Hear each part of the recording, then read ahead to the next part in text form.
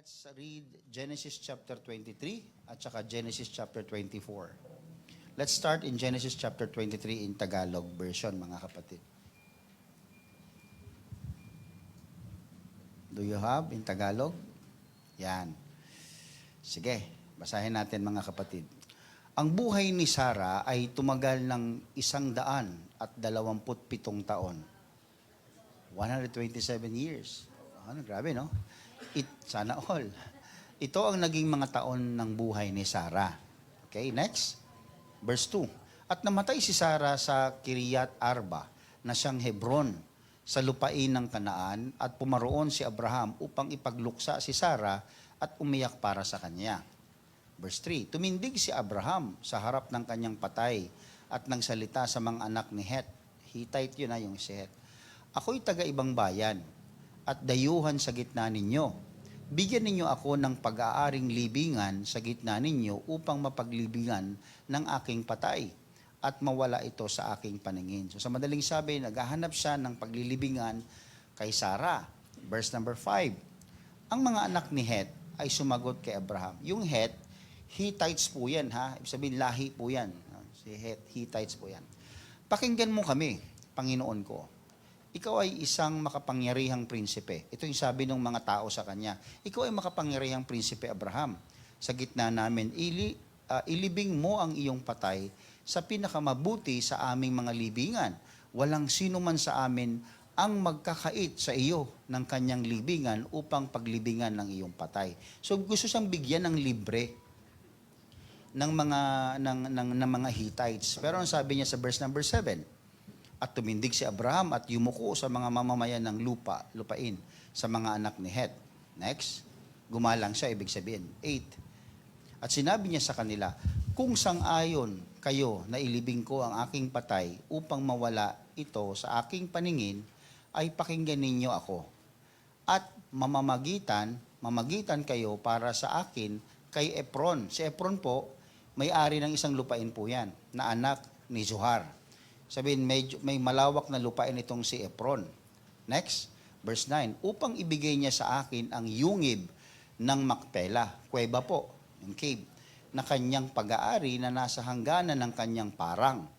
Sa kabuuang halaga ay ibigay niya iyon sa akin sa harap ninyo bilang isang pag-aari ng paglilibingan. So sabi, tulungan niyo ako na si Efron ay ibigay sa akin o ibenta sa akin yung isang bahagi ng kanyang lupain na sa dulo ng hangganan, yung kuweba ng Macpela.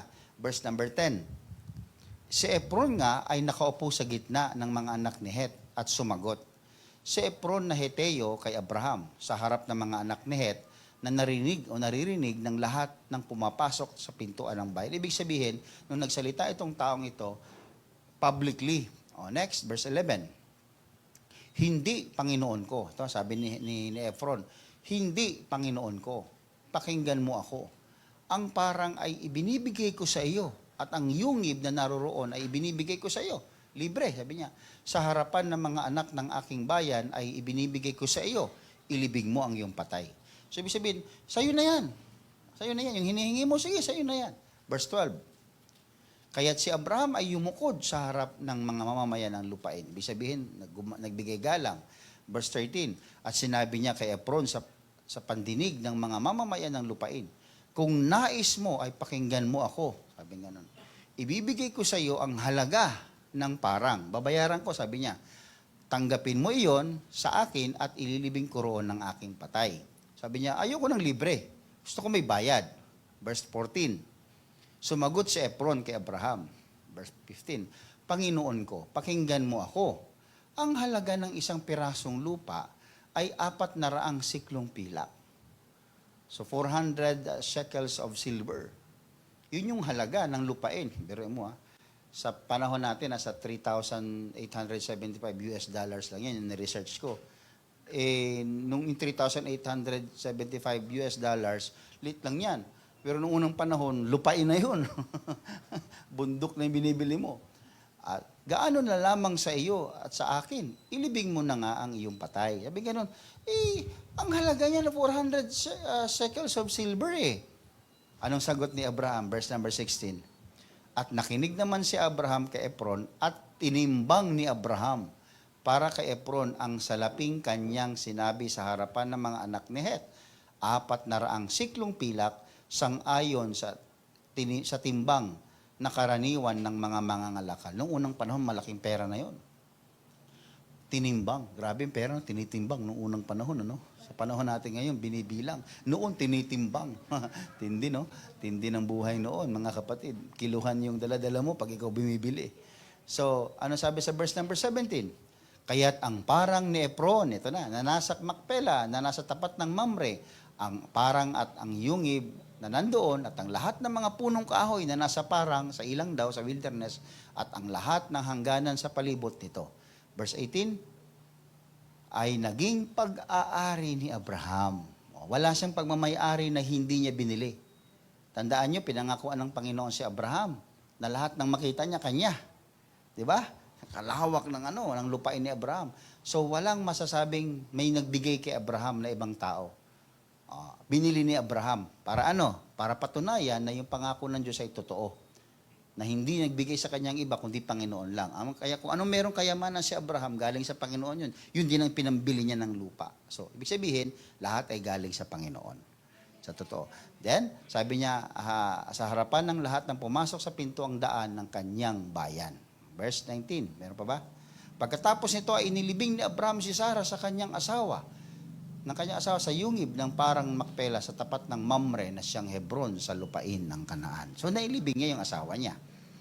Verse 20, meron pa ba? Ang parang at ang yungib na naroon ay naging pag-aari ni Abraham upang maging lugar ng libingan mula sa mga anak ni Het. Okay, next.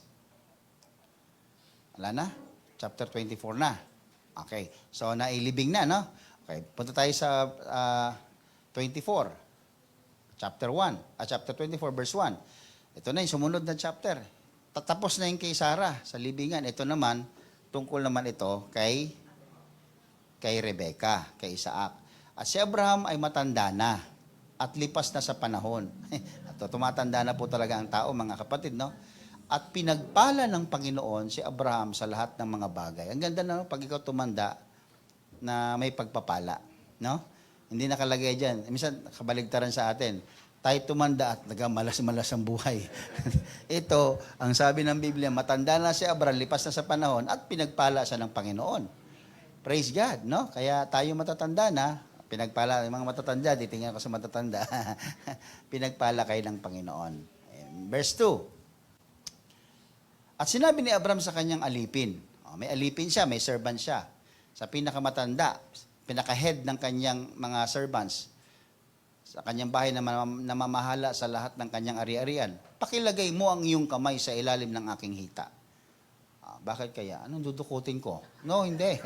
Kasi nung unang panahon, pag sumusumpa ka sa master mo, ilalagay mo yung kamay mo sa ilalim ng hita. Next, sa verse 3. At ikaw ay aking panunumpain. Manunumpa ka sa akin. Sa ngalan ng Panginoon, capitalize lahat, ang Diyos ng langit at ng lupa, na hindi mo ikukuha ng asawa ang aking anak, si Isaac yun, sa mga anak na babae ng mga Kananeyo na siyang aking tinitirhan. Ayaw kong mag-aasawa si Isaac. Huwag mo siyang ikukuha ng asawa na galing sa Kanaan. Ayaw ni Abraham na mag-asawa si Isaac nang hindi niya kalahi. Tingnan niyo sa verse number 4. Kundi ikaw ay pupunta sa aking lupain at sa aking kamag-anak at ikukuha mo roon ng asawa ang aking anak na si Isaac. Verse number 5. Sinabi sa kanya ng alipin, sakaling hindi pumayag ang babae na sumama sa akin sa lupaing ito, dapat ko bang ibalik ang anak mo sa lupaing pinanggalingan mo? Maganda naman yung tanong ng alipin. Kasi siyempre, naniniguro siya. Paano kung nakakita ako ng babae nga na pangasawa ng anak mo, ayaw naman sumama, papunta kay Isaac. Pwede ko bang si Isaac ang dalhin doon sa lupain na pinanggalingan mo? Alam niyo naman yung pinanggalingan ni Abraham. Diba? Next, verse number 6. Sinabi naman sa kanya ni Abraham, huwag mong ibabalik doon ang aking anak. Pansinin niyo, diba? Diba, pinaliwanag ko noong nakaraan, si Abraham ay tinawag ng Panginoon sa isang lugar, dinala siya ng Panginoon malayo sa kanyang lupain, sa kanyang pinanggalingan, doon siya pinagpala nang sumunod si Abraham. Ibabalik mo si Isaac doon. Sabi ni Abraham, huwag mong dalhin ang aking anak doon. Kasi, hindi siya pinagpala ng Lord doon sa pinanggalingan niya. Pinagpala si Abraham ng Panginoon kung saan sa inutusan ng pagpunta. Kaya ayaw ni Abraham na pabalikin ang anak niya doon. Verse number 7. Ang Panginoon, ang Diyos ng langit, na kumuha sa akin sa sambahayan ng aking ama at sa lupaing aking tinubuan, ay nagsalita at sumumpa sa akin na nagsasabi, sa iyong binhi ay ibibigay ko ang lupaing ito. Magsusugo siya ng kanyang anghel sa unahan mo at ikukuha mo roon ng asawa ang aking anak. So ibig sabihin, itong sinasabi ni Abraham sa kanyang alipin, inuutusan niya, ito ay guided. Ito ay will of God. May sanction ng Lord ito. May talagang Panginoon nangunguna dito. Next, verse 8. Subalit, kung ang babae ay sumama sa iyo, ayaw sumama sa iyo, ikaw ay magiging malaya sa aking sumpa. Huwag mo lamang pabalikin ang aking anak doon. Grabe talaga, ayaw talaga ni Abraham pabalikin ang anak niya doon. Pero kung halimbawa nakakita nga siya, ayaw namang sumama ng babae, sabi niya, laya ka na. Hindi ka na under oath sa akin. Palalayain na kita. Sabi niya sa alipin. Next verse. Inilagay ng alipin ng kanyang kamay sa ilalim ng hita ni Abraham na kanyang Panginoon at sumumpa sa kanya tungkol sa bagay. Pag Panginoon na maliit, ano yan? Yung master. Ha? Hindi yung Panginoon na Diyos din pala si Abraham. Hindi si Jesus. Ha? Boss, parang gano'n. Master, ganyan. Next, verse 10. Kumuha ang alipin ng 10 kamelyo. Ganun kadali, no? 10 kamelyo. Alam niyo kung gano'n kamahal ang kamelyo, mga kapatid. Mula sa kanyang Panginoon. At umalis na dala ang pinakamabuti sa lahat ng pag-aari ng kanyang Panginoon. Hindi lang kamelyo ang dala. Bakit may dalang kamelyo? Yun kasi ang lalagyan ng mga ginto. Alam niyo ba? Nung unang panahon, ginto ang dala ng, kaya nga, pinakamaiinam, pinakamabuti sa lahat ng pag-aari ng kanyang Panginoon. Magugulat kayo kung anong binigay ni Abraham doon kay Rebecca. Ang tawag, di ba, sa panahon natin, dore, di ba? Para may dore. Nung unang panahon, puno yung 10 kamelyo, lahat yun, may kargang ginto yun. Ganun pala mangligaw. Kaya kayo, ano bang dala mo? Ano bang naliligaw ka? Pambihira. Ikaw pa yung nanghihiram ng pamasahe sa nililigawan mo. Mahiya ka naman, oy. Nung unang panahon, sila yung may dala. Kaya kayo, mga lalaki, bago kayo manligaw, mag-ipon muna kayo. Trabaho muna. Mag-engineer muna kayo, katulad ni Mark. Yan. Pauta. Yan. Sumunod na. Wala na ako. Yan. At pumunta siya sa Mesopotamia, sa bayan ni Nahor. Next. Verse 11. Kanyang pinaluhod ang mga kamelyo sa labas ng bayan sa tabi ng balon ng tubig ng palubog na ang araw. Papalubog na ang araw. Panahon ng paglabas ng mga babae upang umigib ng tubig. Paggabi na, hapon na, paggabi na, siyempre, hindi na mainit, lalabas na yung mga dalagita, mga dalaga. Mag-iigib na sila ng tubig sa balon. Ang ginawa nitong servant, lahat ng kanyang, hindi lang siya mag-isa, kasama niya yung servant ng iba ni Abraham na iba. May mga servant, hindi naman niya kayang i-drive lahat yung 10 kamelyo eh. So, meron siyang kasamang iba.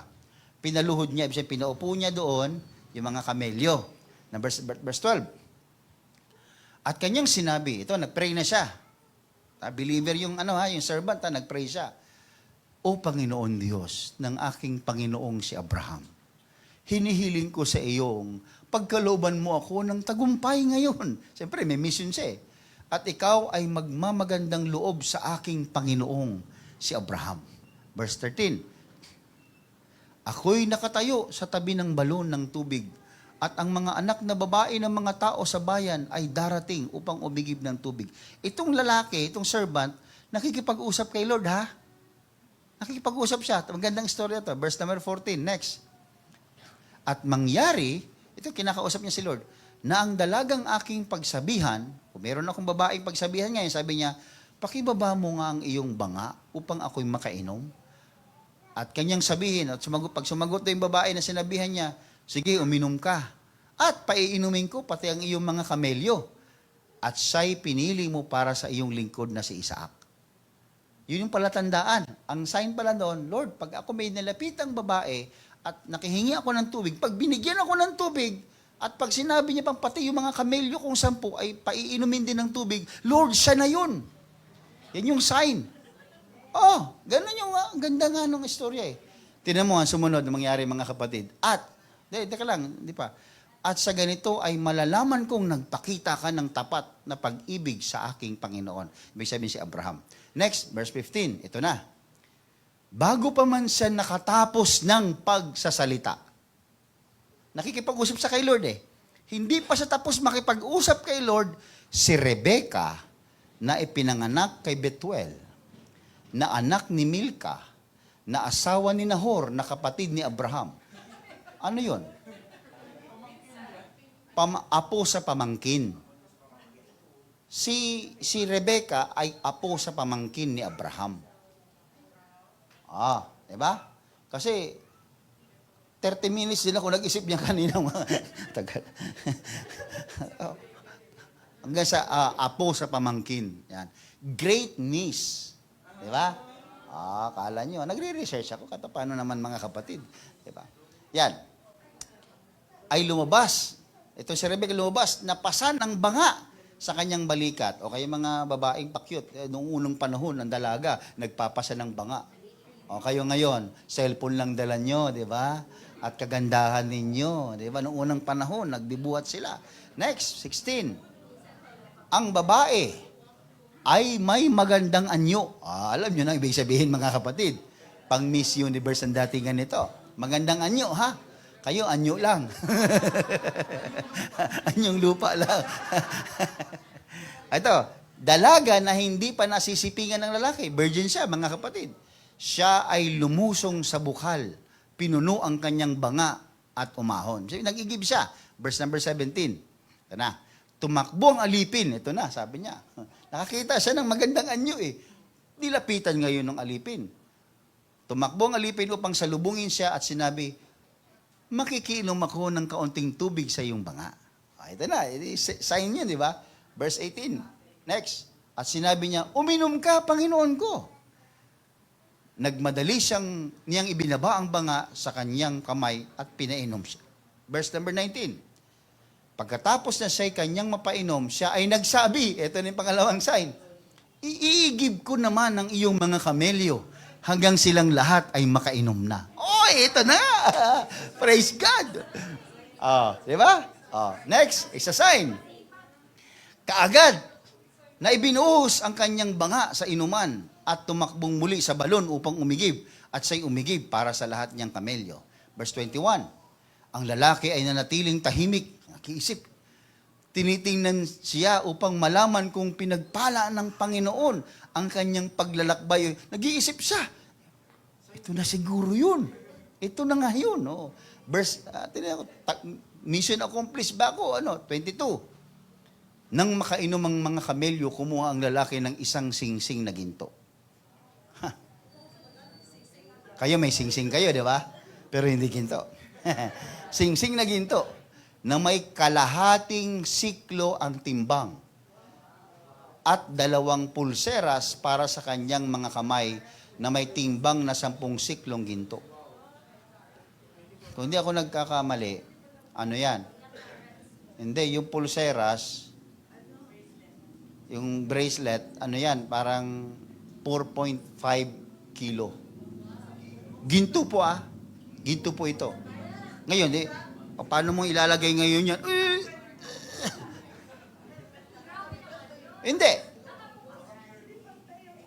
Hindi mabigat yun. Kilo ba o ano? Hindi shekels eh. Hindi naman shekels yan eh. Shekels, tama. Anong nakalagay? 11 grams? Hindi kilo. Ano yon? Grams nga, 4.5 grams. Ilang sa kalahat? 5 to 6, grams. Mabigat din. Pero sa ano kasi, ayun, sing-sing. Ilang kalahating siklo. Naku, medyo makapal-kapal yun.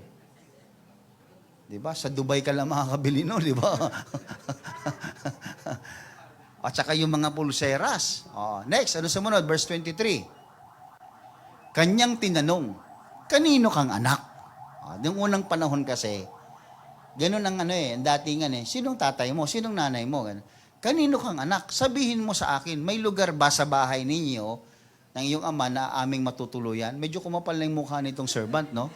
Kasi nga, mission, kailangan niyang malaman kung talagang bilis, kung yun na talaga yung pinili ni Lord Next, ano sabi sa verse 24? At sinabi sa kanya, anak ako ni Betuel, na anak ni Milka, na ipinanganak niya kay Nahor. 25. Next, sinabi rin niya sa kanya, sagana kami sa dayami at pagkain sa hayop. At mayroon ding lugar na matutuluyan. Naku, ito na. May lugar na matutuluyan 26. At lumuhod ang lalaki. Ito maganda sa servant, mga kapatid. At lumuhod ang lalaki at sumamba sa Panginoon. Ang galing ng pagkakatrain niya ni Abraham sa kanya. At saka believer talaga itong servant na ito. 27. Sinabi niya, purihin ang Panginoon, ang Diyos ng aking Panginoong si Abraham, na hindi inilayo ang kanyang habag at ang kanyang katapatan sa aking Panginoon. Nang ako ay nasa daan, pinatnubayan ako ng Panginoon hanggang sa bahay ng mga kapatid ng aking Panginoon. Next. Tumakbo ang dalaga at sinalaysay ang mga bagay na ito sa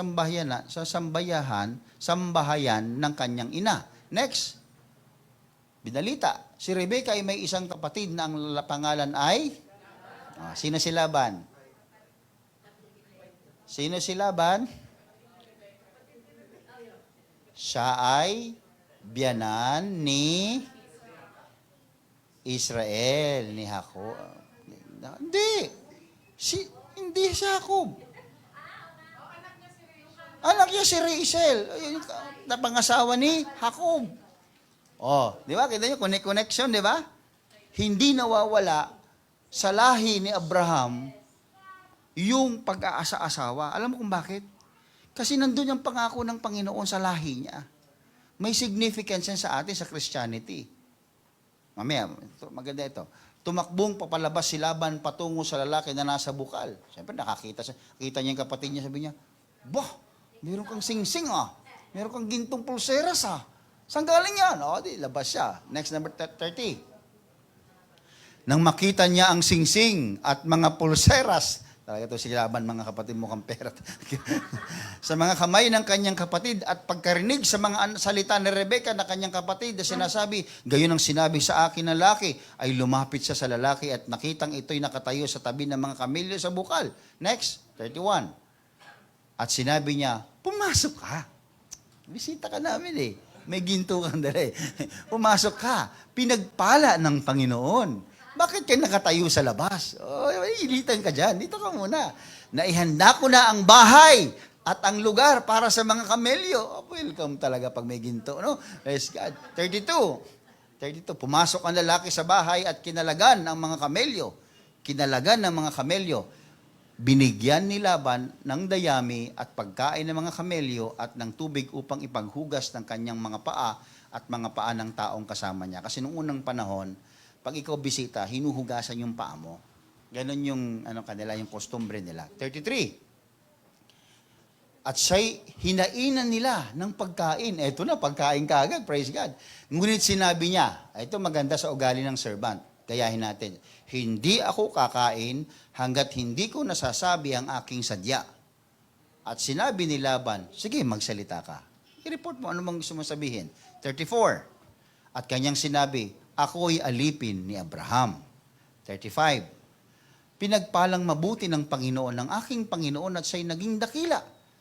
Siya'y binigyan ng kawan, bakahan, pilak at ginto, mga aliping lalaki at babae, ang mga kamelyo, mga asno. Sabi, mayaman ng busko. Si Abraham, parang ganon. Pinagpala si Lord. 36. At si Sarah na asawa ng aking Panginoon ay nagkaanak ng isang lalaki at sa aking Panginoon nang siya'y matanda na at kanyang binigay sa kanya ang lahat ng pagmamayari. Lahat niya pag-aim. Ibig sabihin, pinamanahan itong anak ng busko. 37. Pinanumpa ako ng aking Panginoon ni Abraham na sinasabi, huwag mong ikuha ng asawa ang aking anak sa mga anak sa babae ng mga Kananeyo na siyang lupaing aking tinitirhan. 38. Kundi pumunta ka sa bahay ng aking ama at sa aking mga kamag-anak at ikuha mo roon ang asawa ng aking anak. Kinikwento niya lang yung sinabi ni Abraham. 39. Kaya't sinabi ko sa aking Panginoon, baka hindi sumama sa akin ng babae. 40. At sinabi niya sa akin, ang Panginoon na lagi kong sinusunod ay nagsusugo ng kanyang anghel upang makasama mo at kanyang pagpalain ng iyong lakad at ikuha mo ng asawa ang aking anak mula sa aking mga kamag-anak at sa angkan ng aking ama. Basically, kinikwento niya lang. 41. Next.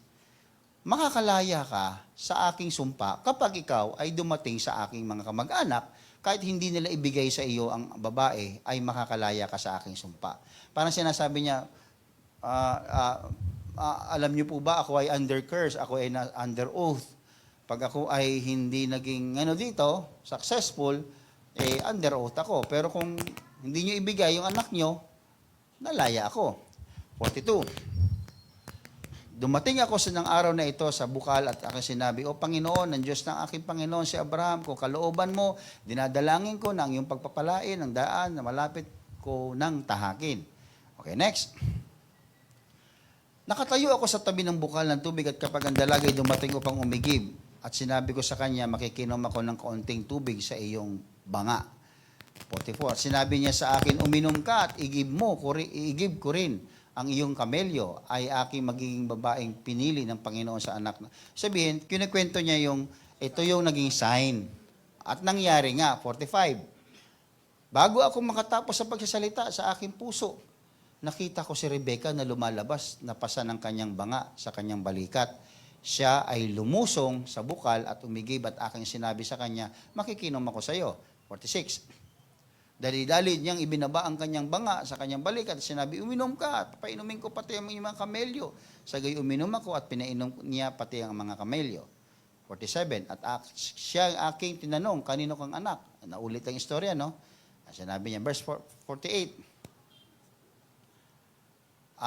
Aking iniyuko ang aking ulo. Okay, 49. Yun yung kwento niya lang eh. Ito na. Ngayon, kung kayo ay gagawa ng kagandahang loob at katapatan sa aking Panginoon, na si Abraham, ay sasabihin niyo sa akin at kung hindi, ay sabihin din niyo sa akin upang malaman ko kung ako ay liliko sa kanan o sa kaliwa. Ang ibig sabihin, kayo ba ay papayag na mapangasawa ni Isaac, si Rebecca? Sabihin niyo kung oo at hindi. Yun lang yung tanong niya. 50. Nang magkagayo sumagot sina Laban at Betuel at sinabi, sa Panginoon ito nagmumula. Talaga may guide ni Lord, no? Kami ay hindi makapagsasabi sa iyo ng masama o ng mabuti. Verse 51. Narito si Rebecca. Bilisan nyo lang ha, pag dyan ha. Si Rebecca ay nasa harap mo, dalhin mo at humayo ka. Siya'y maging asawa ng inyong Panginoon, gaya ng sinabi ng Panginoon. Nang marinig ng alipin ni Abraham ang kanilang mga salita, siya ay nagpatirapa na naman, nag-worship na naman sa lupa at sa harap ng Panginoon. Kapag may nangyayaring ganun, nag-worship siya. At naglabas ang alipin ng mga alahas na pilak at ginto at mga damit at ibinigay kay Rebecca. Yung laman ng 10 kamelyo, binigay lahat yon. Nagbigay rin siya ng mahalagang bagay sa kanyang kapatid na lalaki at sa kanyang ina. O di, kumita, di ba? Ganon-ganon lang yun, kumita sila. 55. Aya. At sila'y nagsikain, nagsiinom, at siya, mga taong kasama niya, at doon nagpalipas ng magdamag. Bumangon sila ng umaga at kanyang sinabi, pabalikin na ninyo ako sa aking Panginoon. Sabihin, pauwi niyo na ako. At sinabi ng kanyang kapatid na lalaki at kanyang ina, hayaan mo muna kasi na mamanatili sa amin ang dalaga ng ilang araw. 10 araw man lang, pagkatapos ay maaari na siyang umalis. Verse number 56, sinabi sa kanila, huwag na ninyo akong patagalin. Yamang pinagpala ng Panginoon ang aking lakad. Pabalikin na ninyo ako upang ako'y makauwi sa aking Panginoon. Sabihin parang, ba't nyo pa delay? Binilis na ni Lord itong mission na ito eh. At sinabi nila, tatawagin namin ang dalaga at tatanungin siya. May mga gustong humadlang. Pero tinanong si Rebecca. At kanilang tinawag si Rebecca at kanilang sinabi sa kanya, sasama ka ba sa lalaking ito? At sinabi niya, sasama ako. Naku, tagumpay. Kaya't kanilang pinasama si Rebecca sa kanilang kapatid at ang kanilang tagapag-alaga kasama ang alipin ni Abraham at ang kanyang mga tauhan. May kasama po si Rebecca, yung nurse niya, yung mga alipin niya. Kasi ano sila may tagapag-alaga sa kanya mga kapatid. 60. At kanilang binasbasan si Rebecca at sinabi niya sa kanya, kapatid namin, maging ina ka nawa ng libo-libo at makamit ng iyong binhi ang pintuang bayan na mga napupuot sa kanila. Tinan niyo mga kapatid, no? Pag ganun, i-bless niyo talaga yung, pag-pray niyo talaga, i-declare niyo. Tumindig si Rebecca at ang kanyang mga abay at sila ay sumakay sa mga kamelyo at sumunod sa lalaki at dinila ng alipin si Rebecca at humayo. Ngayon, si Isaac ay nanggaling sa daang Berlahai-roi at siya'y nakatira sa lupain ng Negev. Lumabas si Isaac, ito na, yung bida, sa parang, sa wilderness, upang maglakad-lakad ng dapit hapon. Papogi. No? Itinaas niya ang kanyang mga paningin. Nakita niyang may dumarating ng mga kamelyo. Next. Tumingin naman si Rebecca. At kanyang nakita si Isaac. Nagtagpo ang kanilang mga mata, mga kapatid. Mabilis siyang bumaba sa kamelyo. Pero mo, mga kapatid, excited si Rebecca. Sinabi ni Rebecca sa alipin, sino ang taong ito? Ang gwapo-gwapo. Hindi pala. Sino ang taong ito na naglalakad sa parang upang sumalubong sa atin? At sinabi ng alipin, yung servant, iyon ang aking Panginoon. Kinuha niya ang kanyang belo, tignan niyo at siya'y nagtakip. Kaya nung unang panahon, kaya may nagbebelo, mga kapatid. Hindi po yung belo na panahon natin ngayon, Nagpapapayat po yun, di ba? Okay. At sinalaysay ng alipin kay Isaac ang lahat ng kanyang ginawa. Anong sabi? Dinala siya ni Isaac sa tolda ni Sarah na kanyang ina. Kinuha niya si Rebecca at siya'y naging asawa niya at siya'y kanyang minahal. Kaya't naaliw si Isaac, kamamatay lang ng nanay niya sa pagkamatay ng kanyang ina. Next. Okay na. Di ba? Wow, love story, di ba? Love story. Pray muna tayo. Lord, salamat Panginoon sa iyong salita. Give us wisdom on all these words, Lord. In Jesus' name. Palakpakan natin ang Panginoon, mga kapatid. Now, I have 30 minutes to sum this up, mga kapatid lahat, no? Si Sarah, namatay siya, 127 years old na siya. Pero nakita niya yung fulfillment, bago siya namatay, nakita niya yung fulfillment ng promise ni Lord sa buhay niya. Nagkaanak siya, mga kapatid, si Isaac. At, hindi nga lang niya nakita na nagkaroon ng asawa, si Isaac. Pero ang Diyos, mga kapatid, is faithful sa kanyang promise. Yun ang point ko muna. God is faithful to all His promises. Hebrews 11, verse 11. Through faith, also Sarah herself received strength to conceive seed and was delivered of a child when she was past age. 11:11 Hebrews. Ano yung sumunod dyan? Sabi dyan, because she judged him faithful who had promised. Alam niyo yung word na judged? Tinanggap daw ni Sarah yung promise because Sarah judged him faithful who had promised. Ang tingin kasi ni Sarah kay Lord, kinonsider niya si Lord, the word judge in the original word is consider or accounted. Ibig sabihin, in-account niya, kinonsider ni Sarah ang Lord na faithful sa lahat ng promises. Ang tingin ni Sarah kay Lord, faithful. Kinukonsider niya, in-account niya ang Lord sa buhay niya na pag nangako, tutuparin. Yun ang dahilan, through faith also Sarah herself received strength. Yung pagtanggap natin sa Panginoon ng pagpapala, may kinalaman dyan yung paniniwala mo. Kumihingi ka sa Diyos ng kagalingan, pero hindi ka naman naniniwala at some point, paano ka tatanggap? Naku, kanya ibig sabihin, you will receive what you believe. Kung anong pinaniniwalaan mo, yun naman tanggapin mo. Hindi ka naniniwala, kaya hindi ka tumatanggap. Si Abraham, anong panahon na yun? Again, Sarah considers, meaning to say, pag sinabing consider, mga kapatid, meron kang deep thought and reflection. Si Sarah, pag nag-iisip siya sa pangako ng Panginoon, malalim. At may reflection. Ibig sabihin, pag sinabing reflection, tinitimbang niya. Parang tayo mga kapatid, sinabing, maniniwala ka ba, Sister Edith, na ang Diyos ay tagapag-supply ng ating pangangailangan? Sabi mo, yes, amen. Kasi nga, Pastor, nung mga panahon, ina-assess mo, nung mga panahon na ganito, tinulungan ako ng Panginoon, tinitimbang mo, you are weighing. Tinitimbang mo. Ibig sabihin, you are considering. Ini-evaluate mo. Ganun ang ginawa ni Sarah.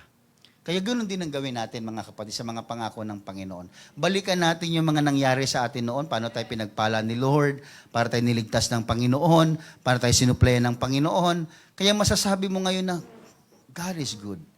God is good. Totoo siya. Nagsusupply siya. Kasi nga, dahil sa mga nakaraan. Palakpakan po natin ang Panginoon, mga kapatid.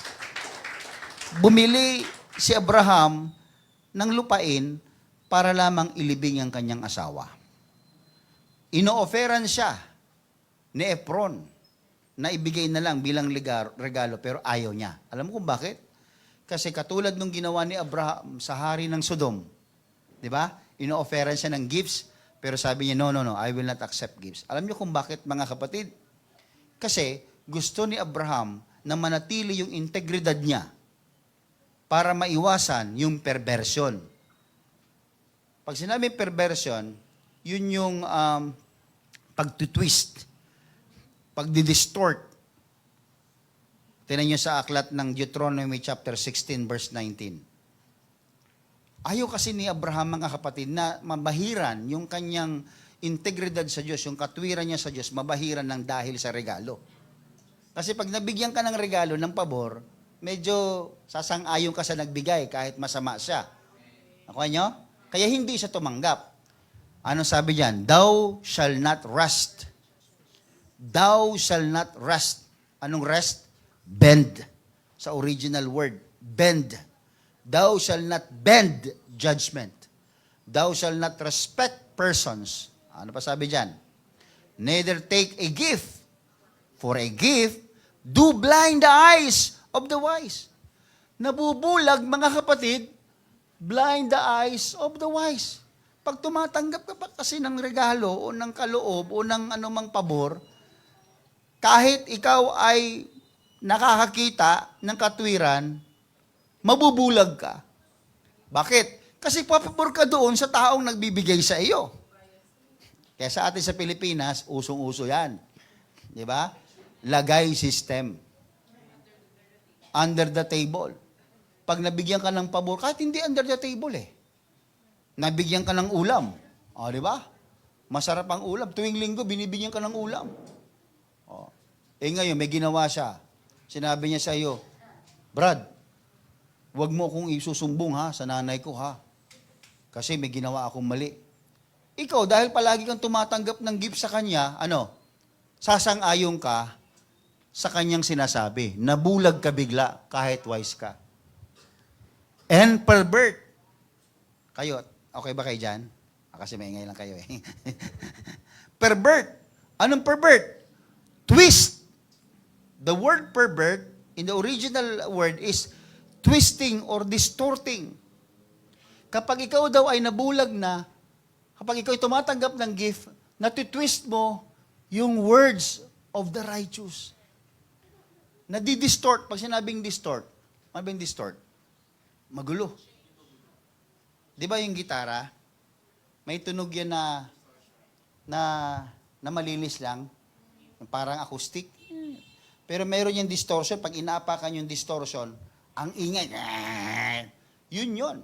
So wala nang linaw yung righteousness kapag tayo ay tumatanggap ng ganyan mga suhol, mga lagay, mga bribe sa atin. Totoo po yan. Kaya ayaw ni Abraham. Kasi mababahiran yung kanyang integridad sa Panginoon. Everybody say amen. Sana ganun din tayo, mga kapatid, Yung alam mo na yung nagsusuhol sa'yo para ikaw ay pumanig sa kanya, iwasan niyo po yun, mga kapatid. Hindi po gusto ng Panginoon yun. Ito naman, si Abraham, mga kapatid, yung kanyang alipin inutusan niya, di ba? Binasa natin kanina. Nung inutusan niya yung kanyang alipin, natuwa ako mga kapatid nung binabasa ko yung, yung notes ko. Inintrust talaga ni Abraham yung kanyang alipin. Pinagkatiwalaan niya. Ibig sabihin mga kapatid, itong servant na ito ay believer, katulad ni Abraham. At itong maganda dito, nag-worship siya. Kilala niya ang Panginoon. Sana mga kapatid, let us be this kind of leader, mga kapatid, or servant of Jesus Christ. Mga diakono tayo eh. Alam niyo bang salitang deacons ay ibig sabihin niya mga Christian ministers or servants?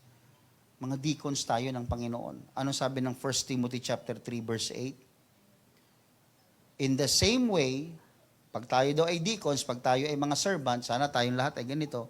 In the same way, sa New Living Translation, na sabi dyan sa NLT, in the same way, deacons must be well respected and have integrity. Gusto mo maging leader, gusto mo maging servant ng Panginoong Hesus, gusto mo maging minister, dapat well respected ka at mayroon kang integridad. They must not be heavy drinkers. Hindi pala hubog. Or dishonest with money. Oy, nako, may kinalaman pala sa pera yan. So kapag tayo ay may problema sa pera, mahirap maging deacons, mahirap maging alipin ng Panginoon. They must be committed to the mystery of the faith, now revealed, and must live with a clear conscience. Before they are appointed as deacons, let them be closely examined. Kayo tinitest kung gusto mong maging leader, gusto mong maging ministro, gusto mong maging servant ng Panginoon. If they pass the test, then let them serve as deacons. In the same way, their wives must be respected and must not slander others. Gusto mong maglingkod, maging Christian minister, gusto mong maging servant. Okay sa'yo, pero yung asawa mo naman, hindi okay. So, hindi ka pwedeng maging ganon. Kaya alam niyo mga kapatid, yung paglilingkod sa Panginoon, kung tayo ay leader ng simbahan, servant tayo ng Panginoon sa simbahan, ikaw ay nandito na sa ganyan, blessing na yan sa iyo mga kapatid. Naku, blessing po yan.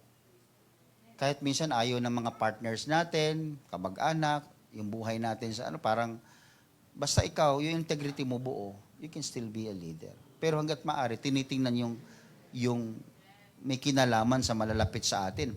They must exercise, in the same way, their wives must be respected. They must exercise self-control and be faithful in everything they do. Nako, hindi ka nga faithful sa bahay Di ba? Di ba? Hindi ka makapaghugas ng pinggan, galit sa'yo palagi magulang mo, di ba? Tamad ka sa bahay, pero sa simbahan, ang akti-aktibo mo, hindi pa pwede yan. Kasi mabibisto ka. Kaya, isip-isip mga kapatid, kung tayo gusto talagang maging deacon, mga kapatid. Deacon must be faithful to his wife and must manage his children and household well. Those who do well as deacons will be rewarded with respect from others and will have increased confidence in their faith in Christ Jesus. Totoo yun. Kaya kung gusto po natin, kung tayo mga servant ng Panginoon, tagapaglingkod, hindi po basta gusto mo lang. Hindi ganun mga kapatid. Kung nga sa trabaho gusto ko magtrabaho. Gusto ko maging boss. Gusto ko maging manager. Ganun, sige, halika. Anong background mo? Anong pinag-aralan mo? Anong karanasan mo? Meron nga ganun sa trabaho Doon pa kayo sa paglilingkod sa Panginoon. Mas lalong mahigpit, mga kapatid. Everybody say amen. So, maging lesson po sa atin, mga kapatid. Maging ganito sana tayo as mga servants ng Panginoon. Everybody say amen. Kaya pag tayo kinokorek, kapag tayo ay binibigyan ng pagkakataon ng Panginoon na i-correct tayo, susunod tayo. Gusto natin maglingkod sa Panginoon Hindi yung, bahala ka Lord, basta ito na ako Tanggapin mo ako kung ano ako. Ikaw na ang Diyos. Ikaw na sambahin namin. Gusto masunod Hindi pa pwedeng ganon. Balik tayo kay mga kapatid, kay Rebecca tsaka kay Isaac. Hindi ko pala naibigay yung title nito mga kapatid, no? Alam mo yung title nito? Let God choose for you.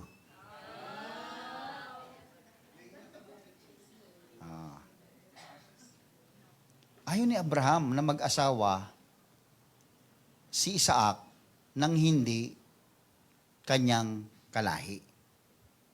Ayaw niya, mga kapatid. Kasi gusto ni Abraham na makip yung blessing.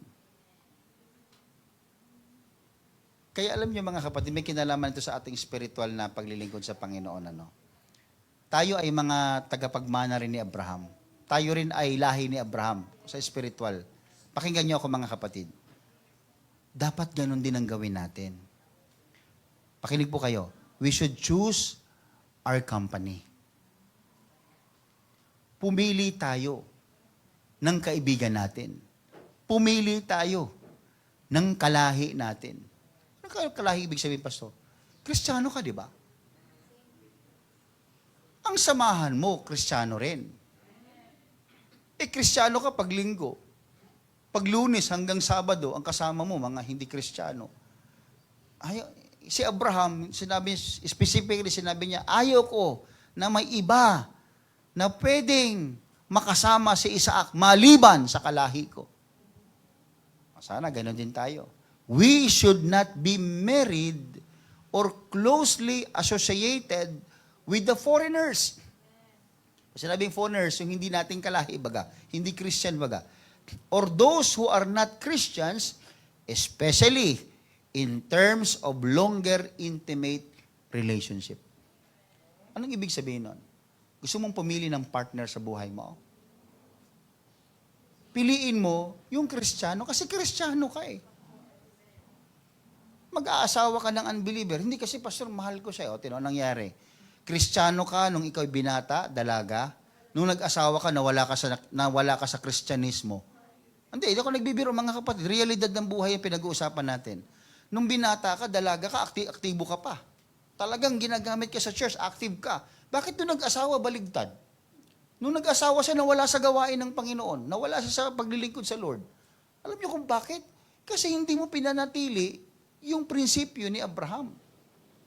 Kaya sabi ni Abraham, hindi mo pwede na Kanaan yung mapapangasawa ng anak ko. Dapat nasa linya, nasa lahi namin.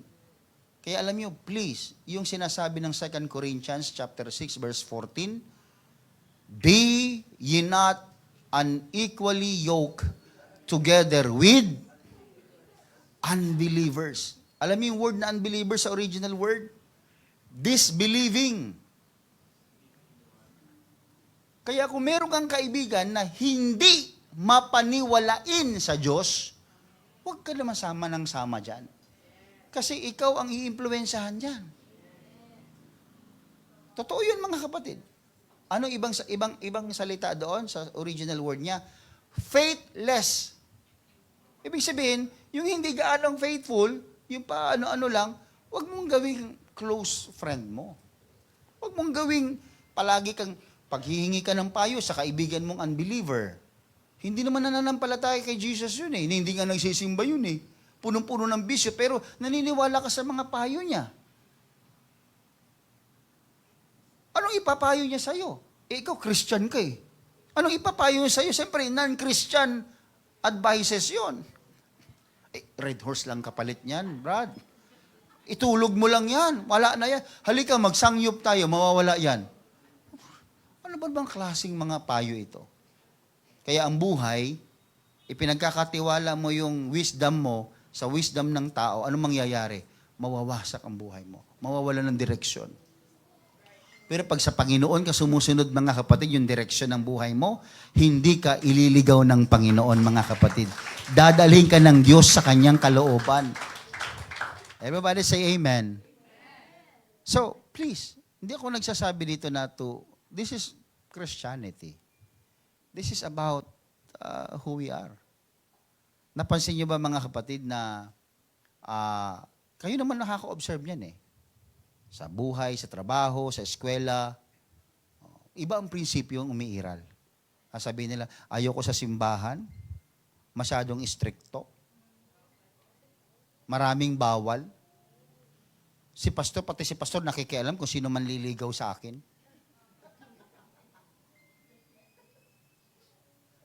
Natural, kasi alam kong kahihinatnan mo. Anong gusto mong gawin ko? Tingnan ka lang? At sabihin sa'yo, tingnan ka lang hanggang sa makita ko ang buhay mo, winawasak? Nawawalan ng direksyon? O sa mga taong hindi nakinig sa payo ng pastor? Sinong napangasawa? Nasaan sila ngayon? Kayo magsabi. Ang dami niyong kilala. Hindi na ako. Kayo na lang. Kayo na lang magsabi. Yung napangasawa ng anak natin, Kristiyano ba? Hindi. O nasaan? Ikaw na magulang, nagdurugo ang puso mo. Bakit? Kasi alam mo yung anak mo napapariwara. Alam mo isang araw tutunog ang trumpeta at kukunin ng Panginoon ng mga mananampalataya. At alam mo yung anak mo hindi mananampalataya. Kung hindi nyo nakikita yun, nakikita ng pastor nyo yun. Si Abraham, bago siya mamatay, kabilin-bilin na niya sa kanyang servant, huwag mong pag-aasawahin ang anak ko nang hindi ko kalahi. Sabihin nyo sa mga anak nyo yan. Kung magbo-boyfriend ka na rin lang, mag-girlfriend, mag-aasawa ka na rin lang, Kristiyano na. Yung matapat na sa Diyos, kalahi mo yun eh. Di ba? Isang araw, makita mo anak mo, kapatid mo, puro black eye. Sabihin mo, ipagpe-pray na lang kita. Naku, noon mo pa sana ginawa yan. Kaya kayo mga kabataan, huwag matigas ang ulo. Hindi lang puro sa gandang lalaki, kagandahan ng anyo. Mga kapatid, isipin nyo, yung sigla ng pag-aasawa. Naku mga kapatid, matagal na ang 3 taon.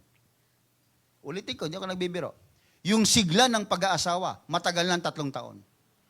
Pag pang-4 na taon, pababa o pataas mga kapatid, wala na yung sigla dyan. Wala na yung excitement. Ano nang kapalit niyan?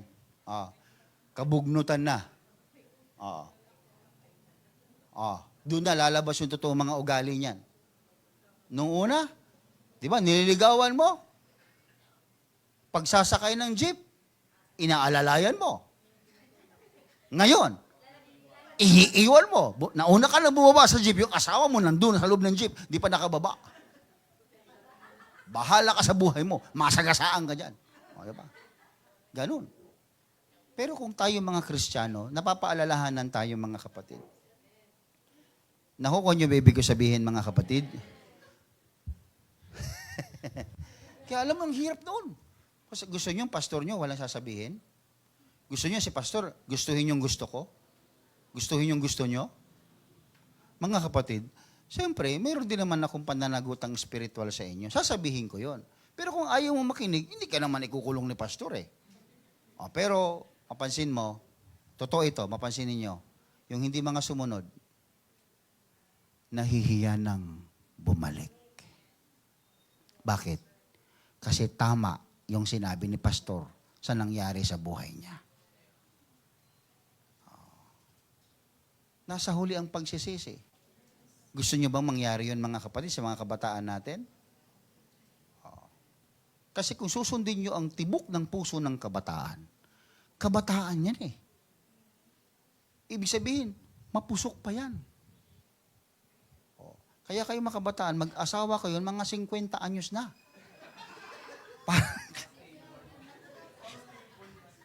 Grabe ka naman, pastor. Ano ko si Sarah? Si Abraham? Hindi naman. Joke lang yung akin.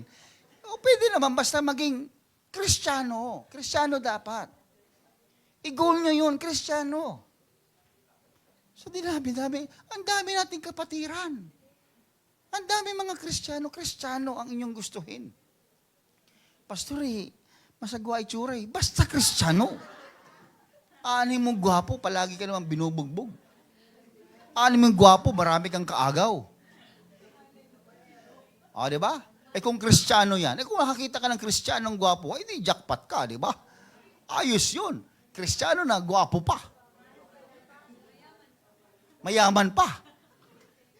Parang wala lahat yung sister sa boyfriend mo. Parang nasaktan ka, Brad. Nasaktan ka bigla, no? Huwag ka mag-alala, yayaman ka rin.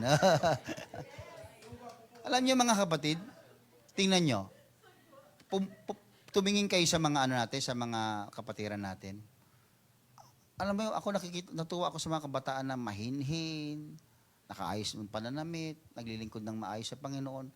Sabi ko, maswerte ang mga lalaki mapapangasawa ng mga babaeng ito, lalo't Kristiyano. Alam niyo kung bakit? Kasi yung pamilya nila, ang orientation ng family is paglilingkod sa Diyos. Alam mo, kung ikaw magulang, masaya kang pipikit. Kasi masaya kang mamamatay. Kasi alam mo yung mga anak mo, kaapu-apuhan mo, ay naglilingkod sa Panginoon. Alam mo yung pinakamasarap sa buhay. Hindi naman dahil sa pera, masarap ang buhay, hindi po. Ibang makita mo sila na successful sila, na naglilingkod sa Panginoon. Ano man ang kanilang trabaho, ano man ang narating nila sa buhay, hindi man sila kumikita ng malaki. Pero pag linggo, nakikita mo silang masaya naglilingkod sa Panginoon. Anytime na tumunog ang trumpeta, alam mong kukunin sila ng Panginoon eh. Kaya ikaw, huwag kang pahuhuli. Baka sila kinuha, ikaw hindi. Ikaw yung naiwan, ikaw pala yung masama ugali. Sama na ugali mo, kaya naiwan ka tuloy. Baligtad tuloy. Pero, mga kapatid ha, mga kabataan, please. Mga kabataan. O kahit sa mga byuda na, ang daming byuda dito eh, o, di ba? Mga byuda tayo dito. Nanay Tina, ha? Pag napunta ka sa Amerika at saka sa Canada, nakamaan ako. Maraming doon, mga, di ba? O ikaw din, sister, mag-ingat ka, oo. O, di ba? Si Alma sabi niya, ako rin. O sige na nga, sali kita. O sige, o Alma, mag-ingat, o. Let God choose for you. Hayaan mo si Lord, tingnan mo, pero isang araw, nag-iigib ka lang naman ng tubig. Hindi mo alam, magiging nanay ka ng marami. Grabe mga kapatid. Normal lang na nag-iigib yun. Biglang, binigyan ng Diyos ng mapapangasawang matapat na naglilingkod sa Panginoon. At si Isaac ay himala. Hindi siya basta-bastang anak. Anak siya sa himala ng Diyos. Kaya sumusunod mga kapatid yung blessing sa buhay ni Isaac. Pero mo, ikaw babae, na pangasawa mo yung pinanganak sa himala. Oo. Kaya alam pinakamalaking himala na nangyari sa buhay natin, alam niyo kung ano? Ano? Alam niyo ba kung anong pinakamagandang himala nangyari sa buhay ninyo? Alam niyo ba? Ano? Yung kayo ay maligtas. Pinakamalaking himala yan. Kasi kung hindi kayo naligtas, walang blessing sa buhay natin. Napansin niyo ba mga kapatid na itong itong servant, merong nangyari, di ba sa tubig siya unang lumapit, yung well of water, yung balon. Takasan nyo nga konti, medyo na Alam naman natin na yung mission ni servant ni Abraham ay guided ni Lord, di ba? Pinag-pray ni Abraham yun eh. So, may direksyon ng Diyos. Kaya anumang bagay na pinagpe-pray natin, may direksyon ng Panginoon yan. Lalo pat sa ubuhay ni Abraham. Kaya sabi niya, halika nga lito, sumumpa ka sa ilalim ng hita ko. Pinag-pray niya yun. Kaya yung mission ng servant, hindi basta-basta yun. Pinag-pray ni Abraham, mayroong blessing doon. Kaya nung sabi niya, mismong dineclare ni Abraham, ang Lord na sinasamba natin, magpapadala ng anghel sa unahan mo. Bibigyan ka ng victory sa iyong lakad. Ibig sabihin, yung langit, mga kapatid, naghanda para doon sa mission ng servant na yon, mga kapatid. Bakit ang first stop nitong servant ay yung balon? Pwede naman sila doon sa mga bahay-bahay, but sa balon sila dinala. Kasi, hindi ba may kinalaman ito sa yung importance ng water baptism as perfect will of God? Typology ito. Wala pang baptism. Pero pinapakita dito kung gaano kahalaga. Kasi, sana nakukuha niyo ibig sabihin. Pinag-pray ni Abraham. So, lumakad yung servant. May prayer yon. May guided ng Panginoon. Sinabi ng Panginoon, dyan, sa balon ka, tumigil. Bakit sa balon? Ibig sabihin, pinapakita ng Panginoon yung perfect will niya sa tao. Guided yun. Kaya pagdating doon sa bagong tipan, mga kapatid, gano'ng kahalaga ang tubig? Sa kaligtasan ng tao. Si Gideon, alam mo si Gideon? Sabi ng Panginoon, sige, makipagbaka ka. Makipaglaban ka. Sabi ni Gideon, yes! Meron kaming 10,000 people, 10,000 armies. Sabi ng Panginoon, sobrang dami niyan. Kausapin mo. Nakalagay yun sa Judges chapter 7. Ang sabi niya, sabihin mo yan. Tanungin mo kung sino yung matatakutin. Umuwi na. Dami nun ha. O sino ang matatakutin? Uwi na! Ay, ang daming umuwi. Ang natira, 10,000. Sabi ng Lord, marami pa rin yan. 10,000? Eh, kakalabanin namin. Daang libo. 10,000, marami pa. Sabi ni Lord, marami pa yan. Dali mo sa tubig. Ay, ito na. Dali mo sa tubig. Kailangan, tinanggal muna ng Diyos yung takot. Ang sumunod na test, pag wala ka ng takot, ang test sa'yo sunod, tubig. Dali mo sa tubig. Ang sino mang uminom, ang sino mang uminom na lumuhod at uminom na parang aso, tanggal. Pero ang sino mang uminom, sumalok ng tubig, di ba? Uminom siya gamit ang kanyang dila. Ganun. Hindi yung, di ba pag nakayuko ka, hindi mo nakikita yung paligid mo? Para kang asong umiinom ng tubig. Pero pag nakatayo ka, sasalok ka, gamit ang dila mo, umiinom ka, ibig sabihin, attentive ka. Sabi niya, piliin mo yan. Ilan na napili niya? Ilan? 300 lalaki. 300 lang. Alam nyo, nanalo sila sa laban.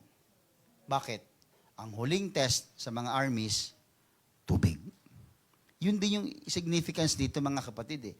Only brave people and willing to undergo to the water test will be chosen. Kung ikaw hindi ka willing na dumaan sa testing ng tubig, hindi ka mapipili. Kaya alam niyo mga kapatid, ewan ko sa inyo kung meron sa inyo ng alinlangan sa bautismo, bakit ka matatakot sa bautismo? Test of water yan. Kung gusto mong piliin ka ng Panginoon, manalo sa laban, tanggalin mo yung takot mo sa bautismo, magpabautismo. Kaya mahalaga ang bautismo, hindi sa religion. It is your response to the Lord. Kaya tignan niyo, Old Testament ito, wala pang baptism dito. Pero yung typology, pinapakita ng Diyos. Kasi nga, ang Old Testament, listen, is the shadow of the New Testament. Ibig sabihin, mas makikita mong maliwanag sa New Testament, pero makikita mo na siya sa Old Testament, anino nga lang, medyo malabo-labo pa. Katulad niya, no?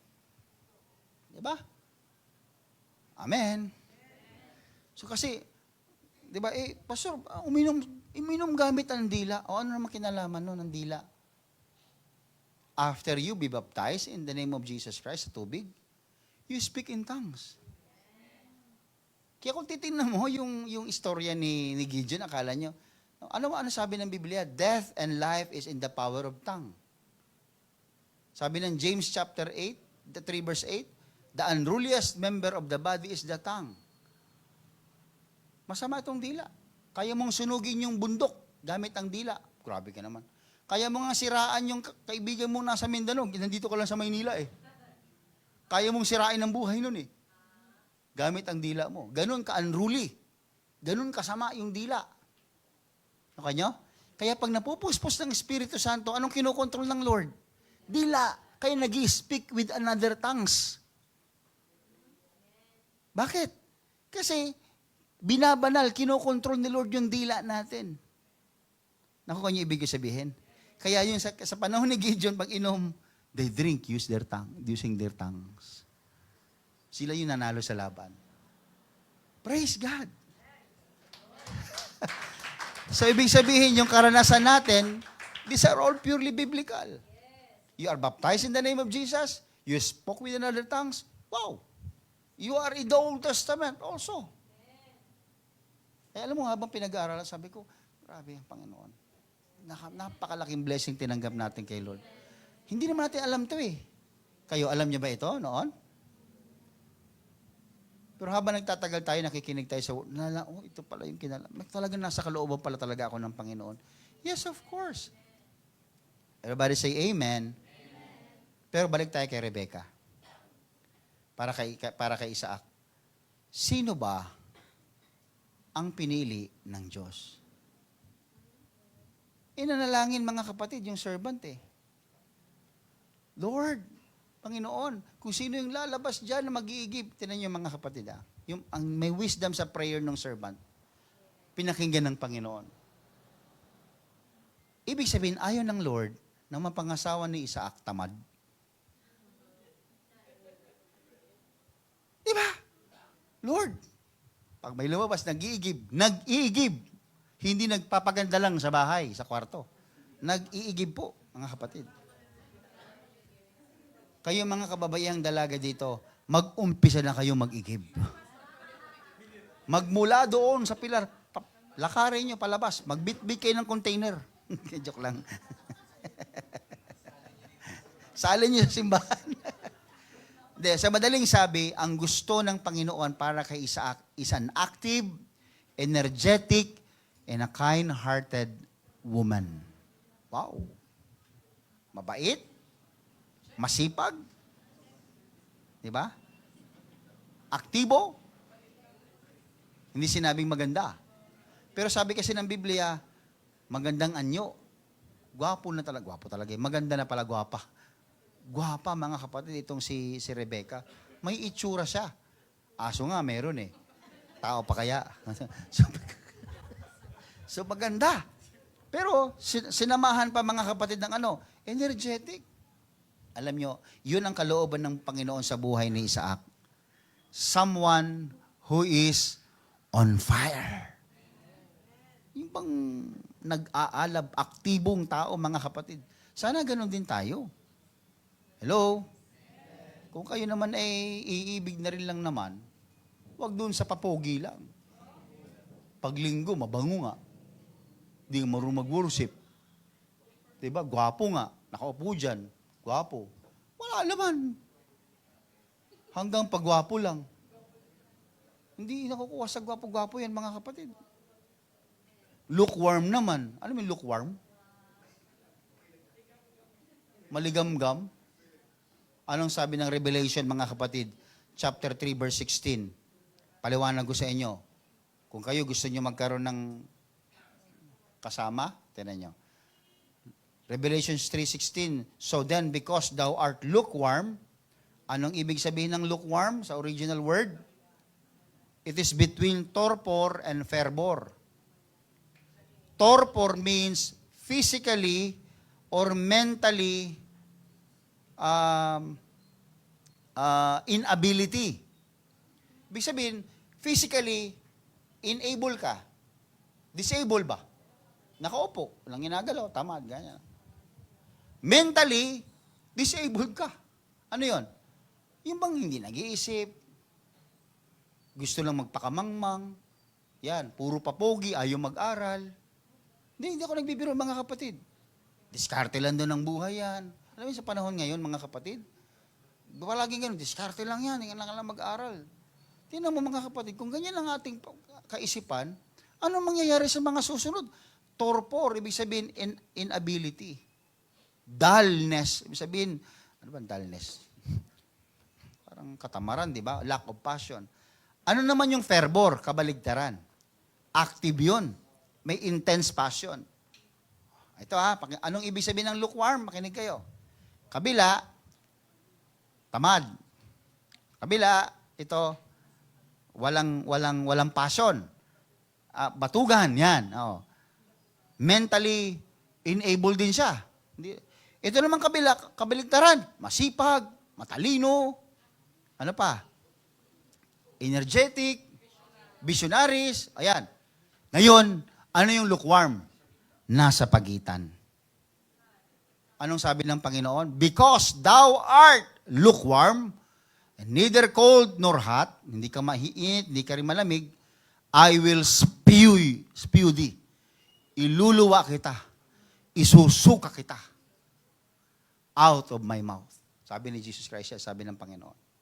Ayaw ng Diyos ng, kung kayo magpapakalamig na kayo ng sobra.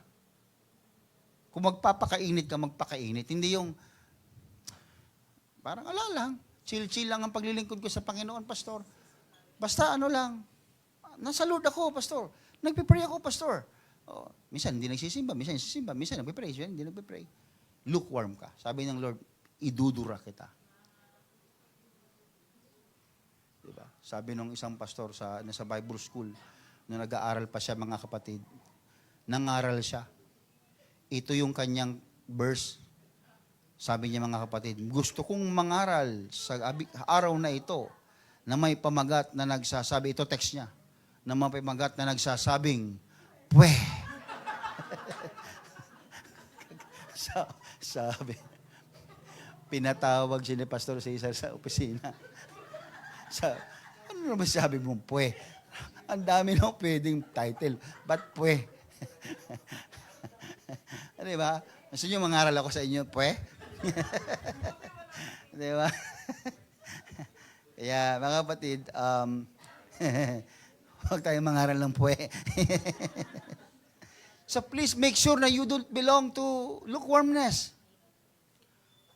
Or associated with them. Kaibigan mo, lukewarm. Kaya ikaw, lukewarm ka na rin. Kung makikipagkaibigan ka sa aktibo, aktibo ka rin. Kung makikipagkaibigan ka sa lukewarm, yung aktibo, ganun ka na rin. Kaya please, don't associate with them. Everybody say amen. Clap your hands to the Lord.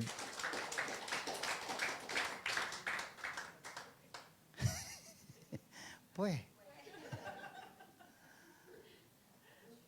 Malapit na ako matapos, mga kapatid. Magja-jump ako, mga kapatid. Kasi it's already ano.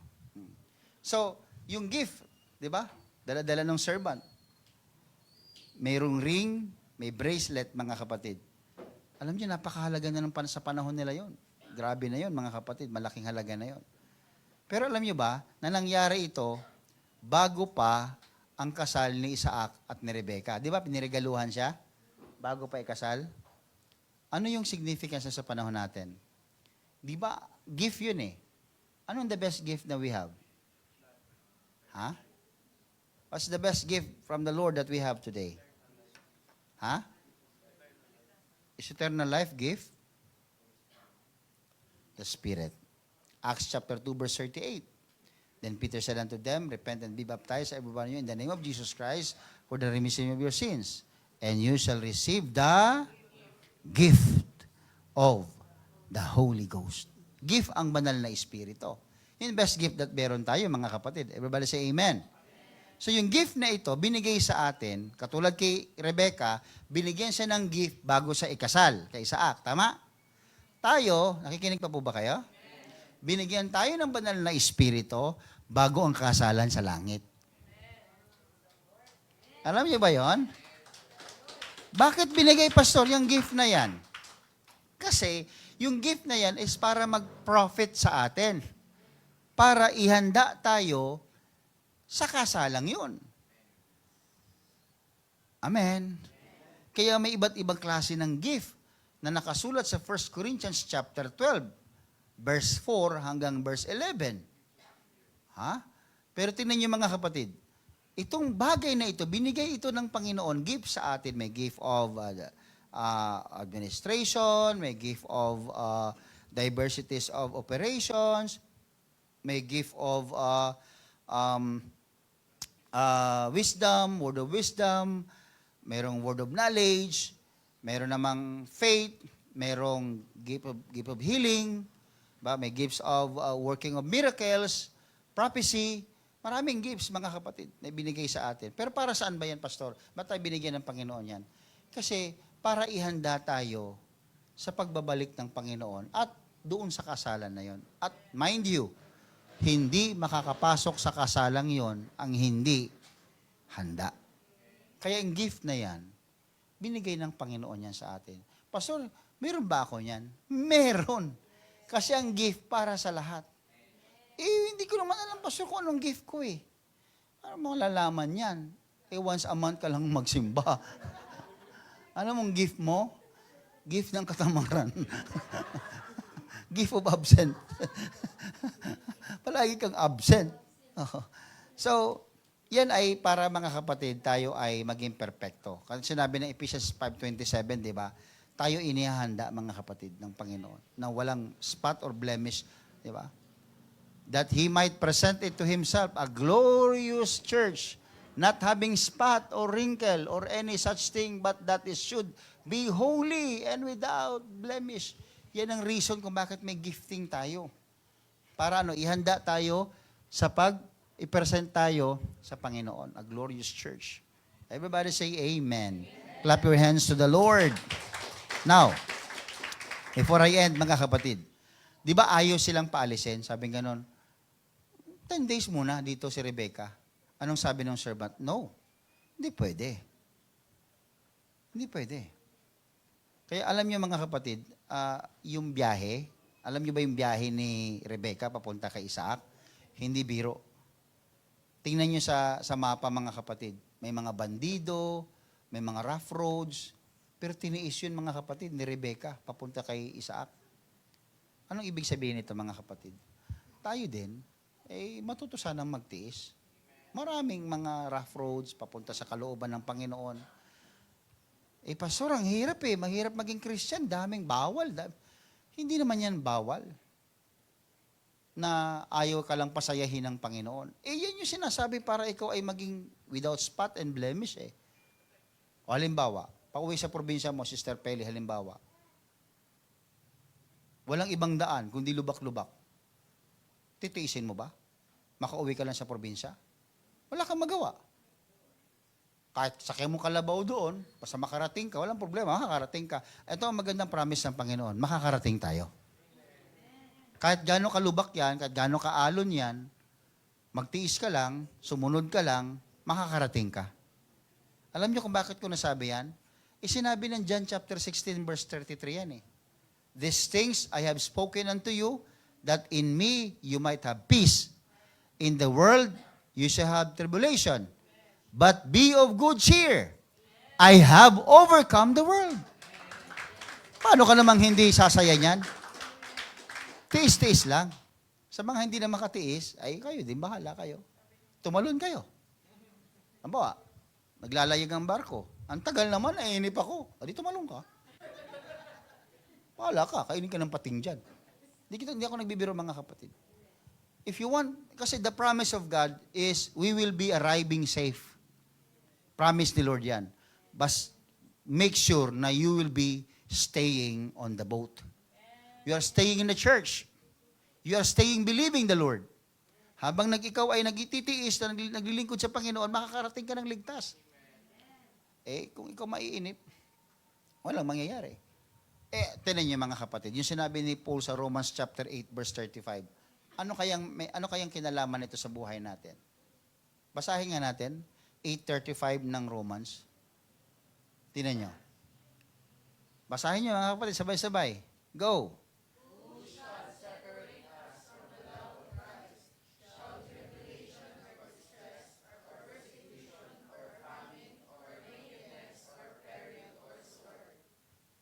Meron bang makapaghihiwalay daw sa atin sa pag-ibig ng Diyos, ni Kristo?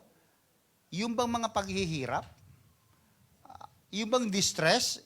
Yung bang mga persecution, pahirap sa atin? O mga sakuna, mga famine, or kahubaran, wala ka nang maisuot, wala ka nang mabiling pagkain. Ano ba, alam niyo, yung kahirapan, or kahit kamatayan daw, sword. Makapaghihiwalay daw ba? Ano sabi ng verse 36? It is written, for thy sake, dahil sa iyo, Panginoon, dahil sa iyo, Kristo, sumusunod kami, we are killed all the day long. We are accounted as sheep for the slaughter. Kaya si Paul, kahit napahirapan siya, kahit ikulong mo siya, susulat siya. Nagsiserve siya. Pero mo, alam mo, Ephesians, yung mga aklat na sinulat niya, saan niya sinulat? Na habang nakakulong, nakatanikala, madilim, babaho, isolated, pero nakasulat siya. Yun yung binabasa natin ngayon. Nangungusap ang Panginoon sa kanya sa gitna ng preso, sa gitna ng dilim, sa gitna ng disoriented yung kanyang kapaligiran, sa gitna ng hindi magandang kalagayan niya, nangungusap si Lord sa kanya.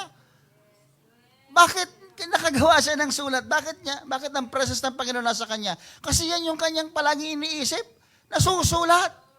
Dahil sumusunod kami sa iyo, Panginoon, para kaming mga tupa na kinakatay. Dahil sa iyo, tanggap niya na yon. Pero sabi ng verse 37, 37. Next. Wala na. Si Sarah na yan Nag-iba na. Sige.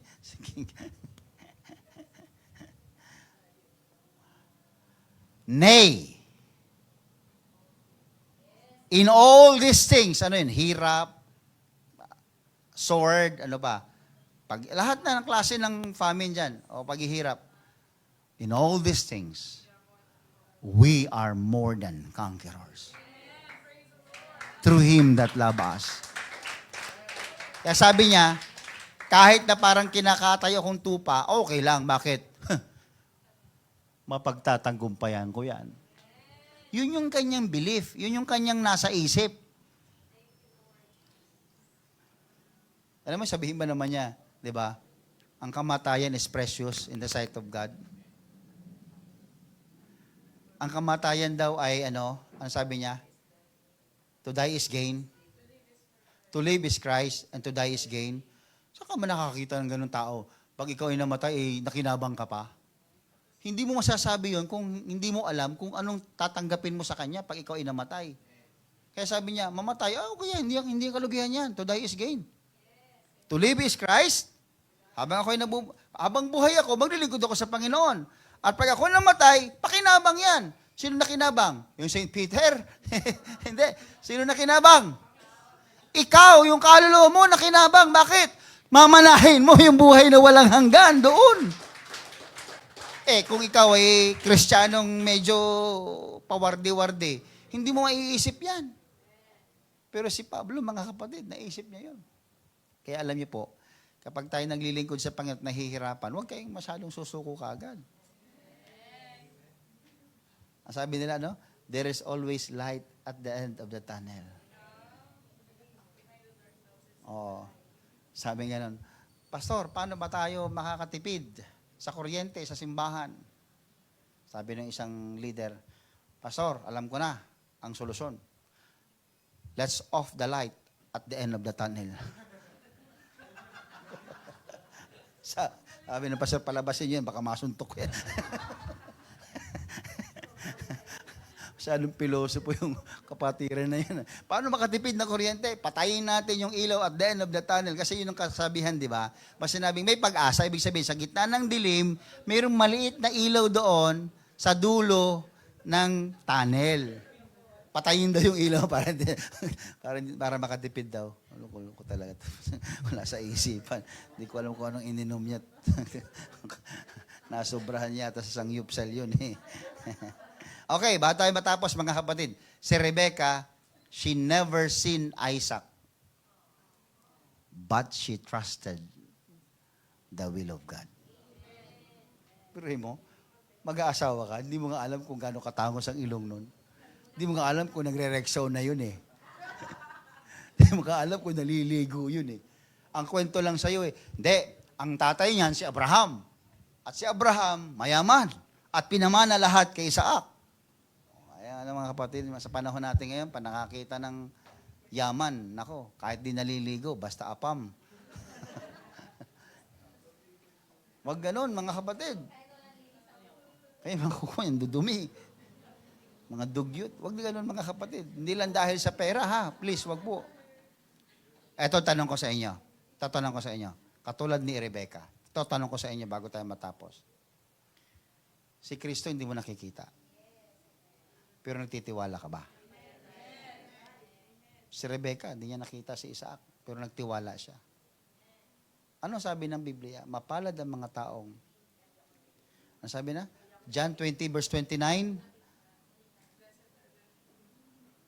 Sabi niya, Thomas, because thou hast seen me, thou hast believed, blessed are they that have not seen and yet have believed. Ano sa Tagalog yun, sister? Tagalog. Sige. Ang Tagalog daw. Yan. Mapalad.